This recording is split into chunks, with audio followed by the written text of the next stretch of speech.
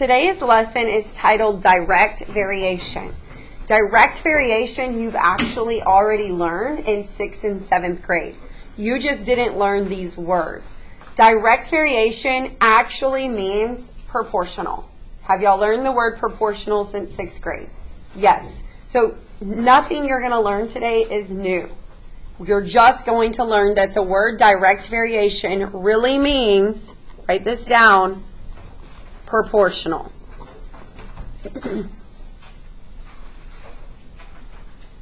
So we learned this lesson 2 days ago. What did we learn to be proportional? It cannot have a plus b. It must pass through where on a graph? 0, 0. It must pass through the origin. Very good. All right, so direct variation is a relationship written as y equals kx, where there is no plus b. K is the constant of variation. You learned that in 7th grade. And they might write it this way. Y varies directly with x. That's the way they might present the problem. If you see the words varies directly, you know that means proportional. Okay? So it's just a new vocabulary word. And I wrote that right here next to this big star. Direct variation means proportional. So what are we going to do with this today? First of all, if they ask if it shows direct variation, you're just saying it can't have a plus b. It must pass through 0, 0. Okay? If they give you 3 numbers and ask you to solve for a missing number, you're going to set up a proportional box. And you've been doing this since 6th grade. Y'all remember how to make a box and then you cross multiply and divide? That's what we're going to be doing today. So if you've forgotten how to do it, no worries. I'm going to reteach it. But that's all we're going to be doing. So again, if they give you 3 numbers and they say the words varies directly, you're going to make a proportional box. Okay? So let's look at this problem. It says in an equation, and here's your clue word, y varies directly. If you see those words, you know that means proportional. Yes? Your job is going to be to make a proportional box. Now, I don't know how your teachers taught this in 6th and 7th grade, but I make a box like this. And if you want to put a full box around it, you can. You don't have to. Do y'all remember doing this or no? You are going to label what you're comparing. So here it says, if y is 55 and x is 22, what is x when y is 85? What am I comparing? X and y. We're always going to put y on top of x.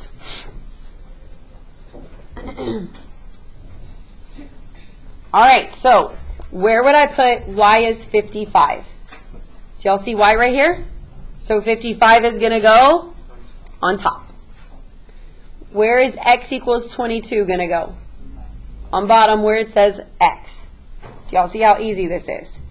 Then it says, what is x when y is 85? So where would 85 go? Up top with y. All you're going to do to solve this is cross multiply and divide.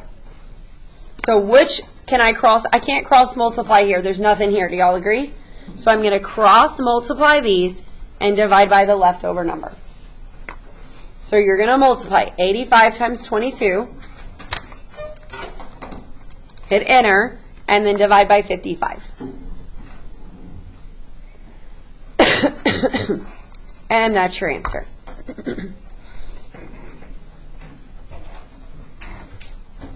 So the answer is 34.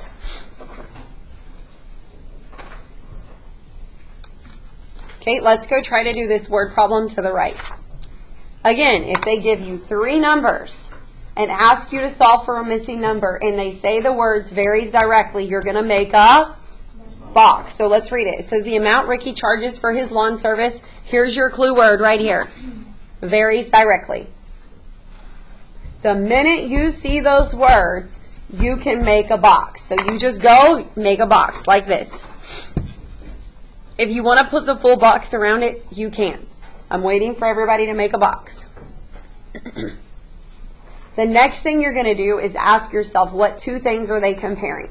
Are they comparing apples to oranges, X's to Y's? You have to read it. So it says, Ricky charges $112.50 for a 3-hour job. What are they comparing? Money to what? Here's money. What's this? Hours. So put money in hours. It does not matter which one you put on top. As long as you do your box the same, the whole box. All right, so what am I going to put on top for money? What's going to go right here? 112.50. Where's the 3 hours going to go? Right here. Then it says, how much money will he charge for a job that takes 5 hours? Where do I put 5 hours? On the bottom, because I have hours. How do I solve this? Cross multiply and divide. So which two numbers can be cross multiplied? 5 times 112.50. And then you're going to divide by the leftover number, which is 3.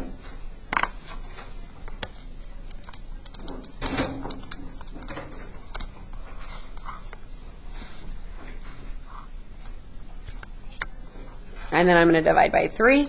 What is my answer? Now, are we talking about money or hours? Right here, this is my answer. So what am I talking about? So how would I put that in money? 187.50. And I would put a dollar sign.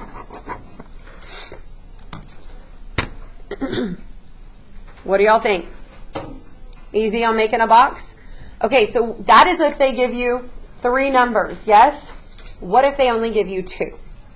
If they only give you 2 numbers, you're going to simply divide. Y divided by x. So right here, look how right here, it says if x and y vary directly, but how many numbers did they give you? Just 2. I can't make a box with just 2 numbers. Okay? So I simply divide, and it is always y divided by x. Always. Never x over y. So which number is the y?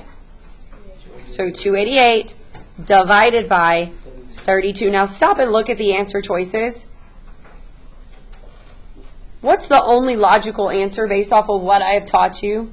B. But let's go test it out. What's 288 divided by 32? 9. So my equation would be y equals 9x. It couldn't be A, C, or D because we don't do x equals.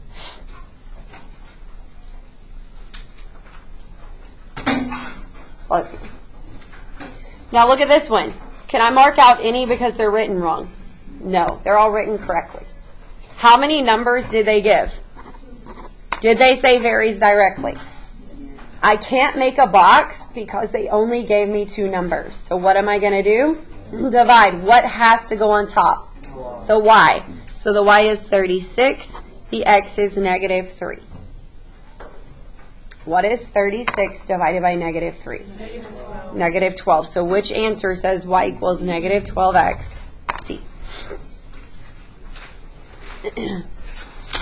Now, I want to do 2 more examples, or at least 1 more example.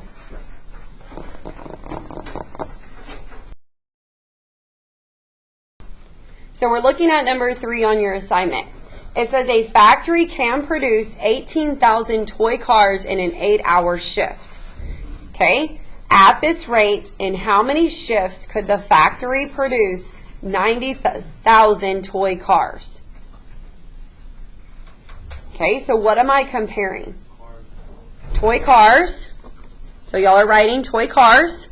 So you should be drawing your box. What am I comparing toy cars to? No. Look at the answer choices. Shifts. And that's what makes this confusing. I am comparing toy cars to shifts. Do y'all know what a shift is? Have y'all ever heard of shift workers? What does that mean? Like, I'm working a shift right now. What is my shift? Right, so my shift, this is one shift for me today, right? I'm here for about 8 hours, but it's one shift. Are y'all with me? So this 8-hour shift is really one shift. Okay, so when I make my box, what's going to go for toy cars? What number? Okay, so 18,000. how many shifts? An 8-hour shift is how many shifts? 1. And then it says, at this rate, in how many shifts could the factory produce 90,000 toy cars? So where's 90,000 going to go? Up top. So that's what was confusing, is everybody wanted to put 8 here, but 8 hours is 1 shift. Okay? So y'all go ahead and start solving this while I pass out your Chromebooks.